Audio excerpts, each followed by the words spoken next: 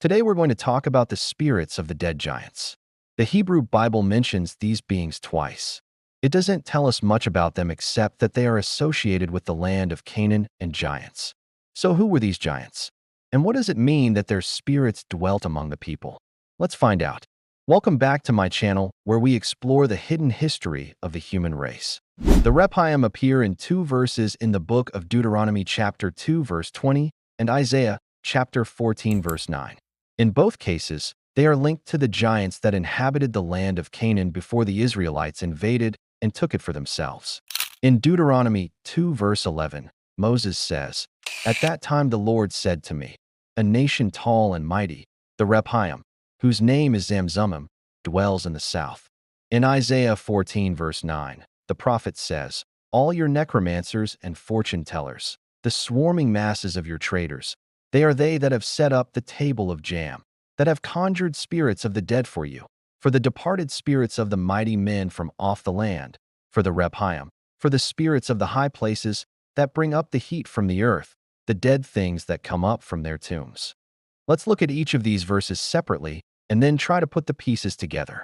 In Deuteronomy 2 verse 11, the Israelites are getting ready to go into the land of Moab, and Moses sends the 12 spies into the land to check it out.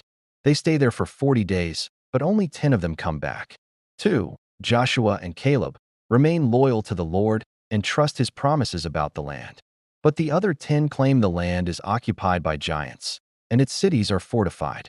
They say the people that live there are powerful, and the Israelites aren't strong enough to take the land. This causes the Israelites to become discouraged and grumble against God and Moses. So God gets mad and punishes them. He tells Moses that because the people refuse to enter the land he has given them, none of them will enter the promised land except Joshua and Caleb. Also, their children will not be allowed to enter the land for 40 years. Then Moses goes on to describe the people living in the lands east of the Jordan River, including the Rephaim. Now, unfortunately, many scholars don't think this actually happened. They believe the entire story of Israel wandering in the desert for 40 years and conquering Canaan is an entirely mythological tale designed to teach lessons. If this is true, then Moses never really led Israel into the promised land. Instead, we should look for evidence of such a migration in the archaeological record. But so far, no archaeological evidence has been found to support this claim. The first time we see the Rephaim mentioned, they are referred to as a nation. So what exactly was a nation? The Hebrew word translated nation in this verse is the word goy, and it literally means nation or people. It's the same word used to refer to Israel as a people. So we can assume that the Rephaim also had some kind of collective identity. They weren't just a bunch of isolated giants scattered throughout Canaan. But who were these people? The second time we see the Rephaim mentioned, we get some clues. Isaiah 14 verse 9 describes the people as conjurers of spirits, fortune tellers, and traders. They had priests, sorcerers, and mediums who helped them communicate with the dead. These people also traded and trafficked in idols. They made money selling charms, amulets, and magical objects to help protect people from evil spirits. But the most interesting thing about these people is that they are called the Rephaim, the spirits of the giants. Who exactly were these giants? We don't know, but I believe they were the same people described as the Rephaim in Deuteronomy 2 verse 20. The Septuagint, the Latin Vulgate, and the Syriac versions of the Bible translate the name Rephaim as shades or phantoms. The Greek word for shades is skia, which refers to the shadow or apparition cast by a person or object. Some modern scholars believe that the word simply means ghosts or demons, but I don't agree. I believe it could mean something else. In Genesis 6, the sons of God are described as marrying the daughters of men and having children. The Nephilim are called giants, and it says that they were on the earth in those days. But also giants are mentioned in other parts of the Bible, like in the stories of Og and Goliath.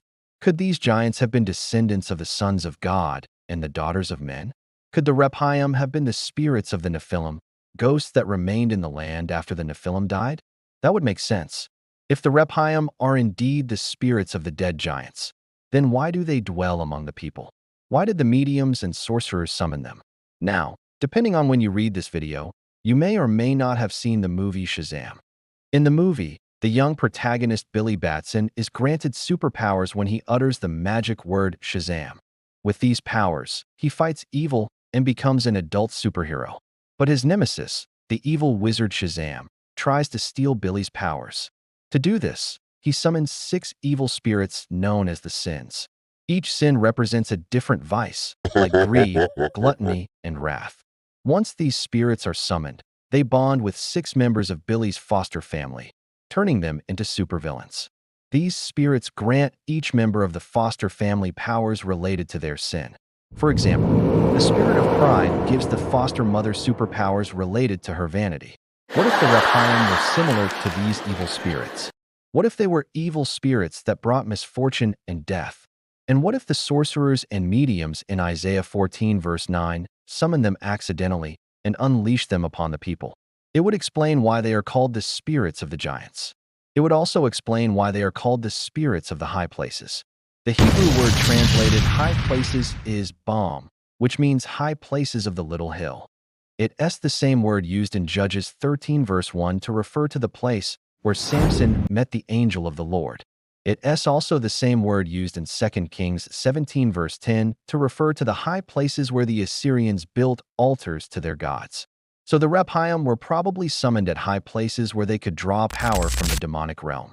But why would the people want to summon these spirits? Maybe they wanted to use them for protection. Maybe they wanted to gain power over their enemies. Or maybe they just wanted to talk to their dead loved ones. Whatever the reason, they opened themselves up to a world of evil they didn't understand. And once the Rephaim were loose, they caused nothing but trouble. So who were these giants? We don't know. But whatever they were, their spirits brought nothing but death and destruction. So please, whatever you do, stay away from them. And now it's time to hear from you. What do you think about the Rephaim? Do you think they were ghosts? Demons? Let me know in the comments below. And if you like this video, be sure to give it a thumbs up and share it with your friends. And don't forget to subscribe. Thanks for watching.